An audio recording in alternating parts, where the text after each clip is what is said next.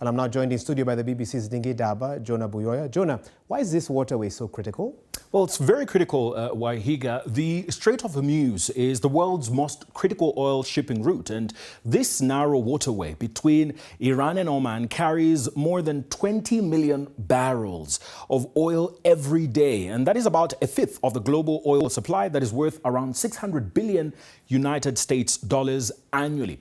So when Iran threatens to block the strait, as it did this week, the impact is immediate. The global oil prices will spike, the shipping costs are going to soar, and fears of disruption will ripple across continents. For Africa, the Strait of Hormuz matters because many economies depend on Gulf oil.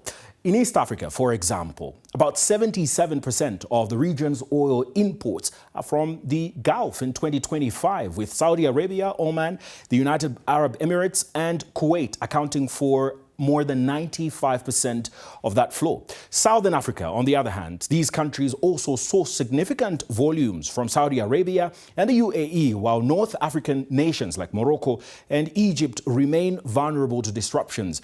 Governments across the continent are already reacting. South Africa's Department of Mineral and Petroleum Resources has announced fuel price increases across all categories, citing rising global oil prices and heightened tensions between the United States and Iran. Well, for Botswana, the Energy Regulatory Authority said there that the tension will increase market volatility, as well as insurance and freight costs. And for Botswana, pricing will be affected since they are a fuel importing nation. Kenya says it has sufficient petroleum stocks to cushion against disruptions. And the Ministry of Energy and Petroleum said that Kenya has scheduled imports for delivery of up to April 2026. And therefore, as it stands, they are assured of security of supply. Nigeria, which is Africa's largest oil producer, faces a unique challenge, and higher global prices could boost government revenue, but they also risk fueling inflation and driving up living costs.